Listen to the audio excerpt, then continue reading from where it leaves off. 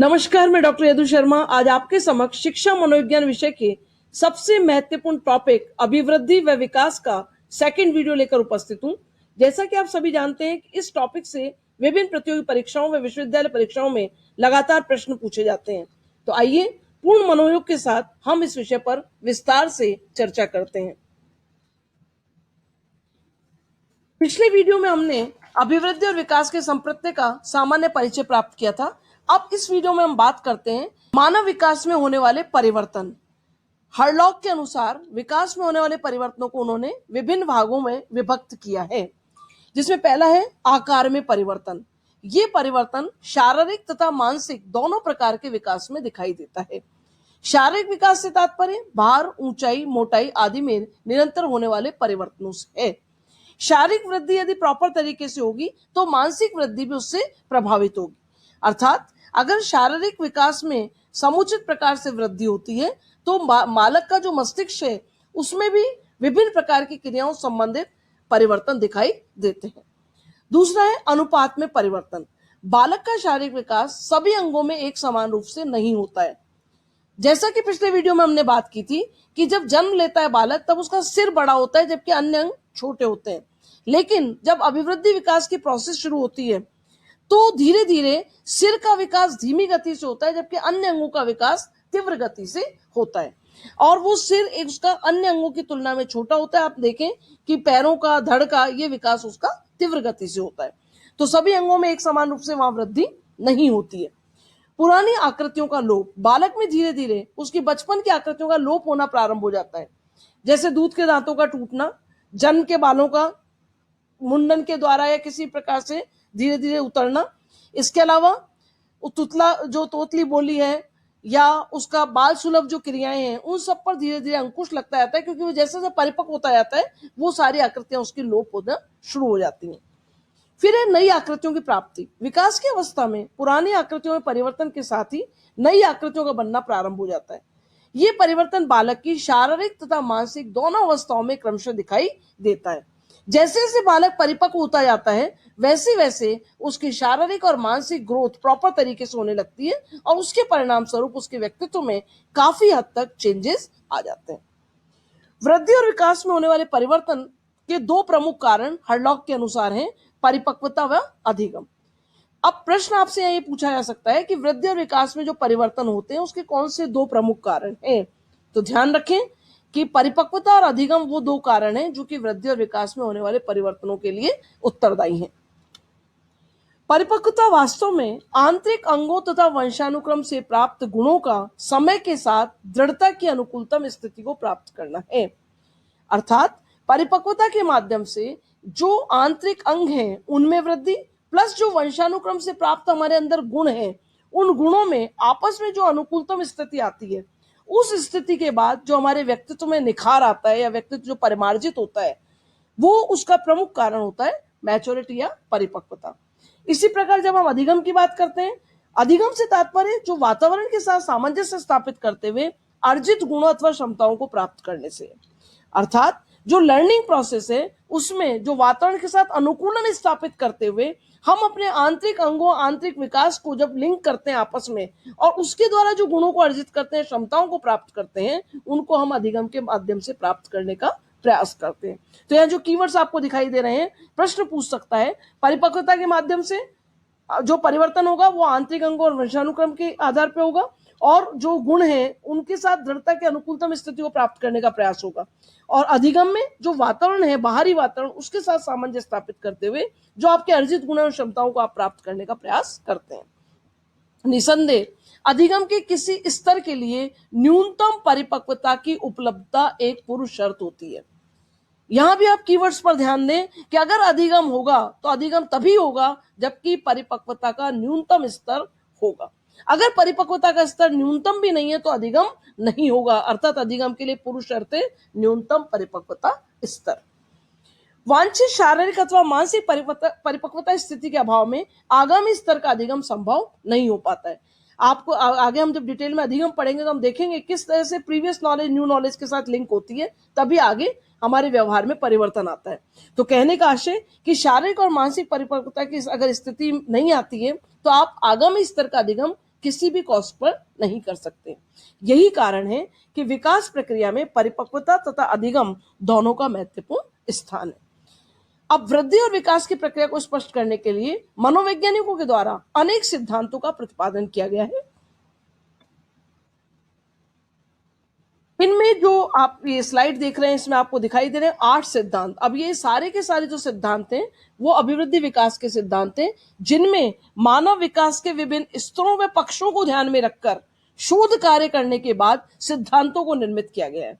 और ये जो स्लाइड है, इसमें जितनी भी बात लिखी हुई है, सारे कीवर्ड्स इंपॉर्टेंट हैं। इनको आप ध्यान से अपने मस्तिष्क में पूरी तरह से इस तरह से कैच कर लें कि आपको ये पता रहे कि अगर वो आपसे पूछता ऑब्जेक्टिव टाइप प्रश्न में कि ये सिद्धांत किस मनोवैज्ञानिक का है, तो आपका आंसर 100% तभी सही होगा जब आपके माइंड में सारे सेट होंगे।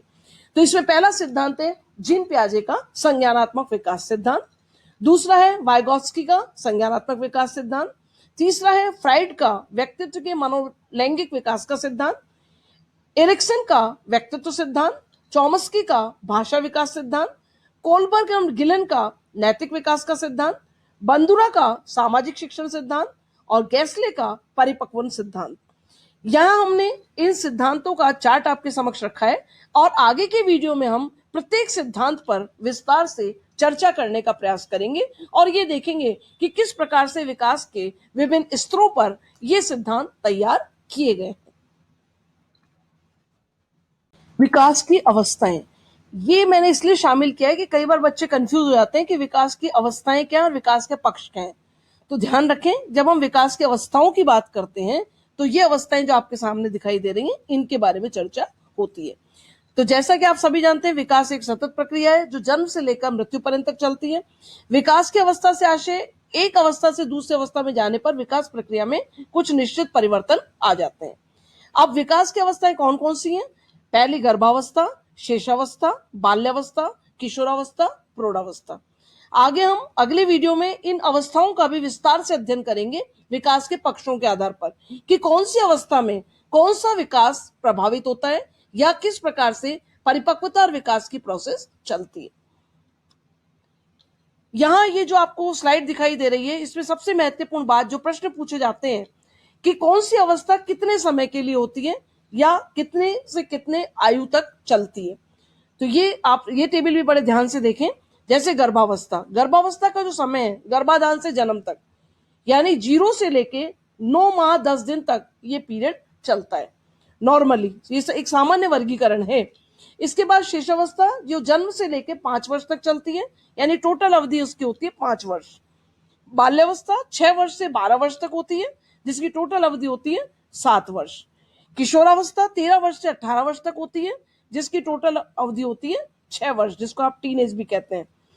फिर प्रौढ़ावस्था आती है जो कि 19 वर्ष से अधिक, यानी 60 से 70, जब तक आप धरती पर विराजमान है तब तक चलती है। तो इसमें भी हम बहुत विस्तार से अध्ययन करेंगे और उसमें हम ये देखेंगे कि किस प्रकार परिपक्वता लेवल एक अवस्था से दूसरी अवस्था में बालक के विकास और अभिवृद्धि को प्रभावित करता है। ये एक सामान्य है कि 5 वर्ष हो, ये जरूरी नहीं है। अगर मान लीजिए परिपक्वता स्तर हायर लेवल का है तो 4.5 पर भी परिवर्तन दिखाई दे सकता है, एक अवस्था से दूसरी अवस्था में बालक जा सकता है। अब आता है विकास के पक्ष। जब हम टोटल अभिवृद्धि विकास की आगे बात करेंगे, सिद्धांतों से जब इसको लिंक करेंगे आपस में, तो हमारे जो आधार होंगे वो होगा शारीरिक विकास, मानसिक विकास, सामाजिक विकास, संवेगात्मक विकास और नैतिक विकास। अब अगले वीडियो में जब हम बात करेंगे तो शेष अवस्था में शारीरिक विकास किस प्रकार से होता है, मानसिक विकास किस प्रकार से होता है, सामाजिक विकास कैसे होगा, संवेगात्मक कैसे होगा, नैतिक कैसे होगा। एक अवस्था, इसी प्रकार दूसरी अवस्था, इसी प्रकार तीसरी अवस्था, यानी प्रत्येक अवस्था के साथ हम विकास के पक्षों के आधार पर विस्तार से अध्ययन करने का प्रयास करेंगे। अब आता है वृद्धि और विकास को प्रभावित करने वाले कारक। अभी जो ये आपका टॉपिक चल रहा है कि एक अच्छे अध्यापक के लिए अपने बालक की अभिवृद्धि और विकास की जानकारी प्राप्त करना अति आवश्यक है। यदि आप ये सब ध्यान नहीं रखते हैं तो इंडिविजुअल डिफरेंसेस के आधार पर आप शिक्षण व्यूह रचना का सही ढंग से क्रियान्वयन कक्षा कक्ष में नहीं कर सकते हैं। तो यहाँ एक अध्यापक को यह भी जानना अनिवार्य है कि वृद्धि और विकास के वो कौन से कारक हैं जो वृद्धि और विकास को प्रभावित करते हैं। उसमें पहला कारक है वंशानुक्रम।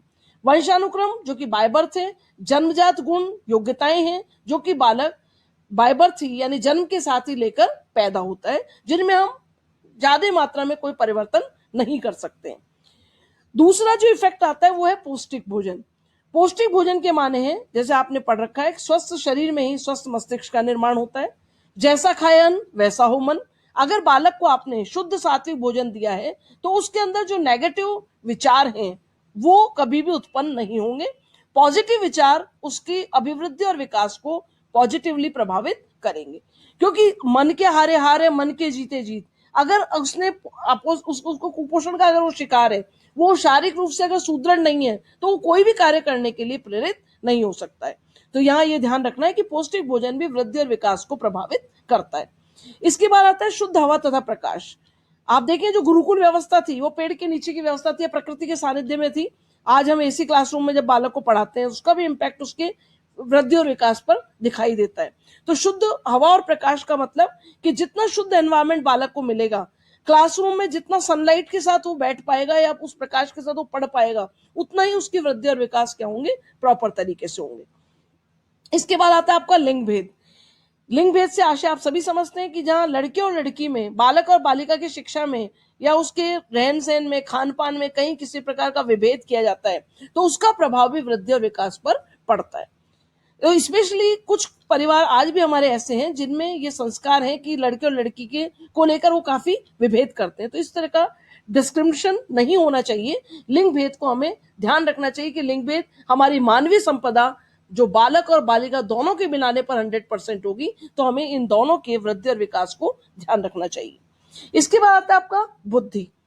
बुद्धि वो फैक्टर है जिसको भी हम डिटेल में आगे बहुत अच्छे से एक वीडियो में देखेंगे कि कैसे एक सामान्य बुद्धि और विशिष्ट बुद्धि की हम बात करेंगे।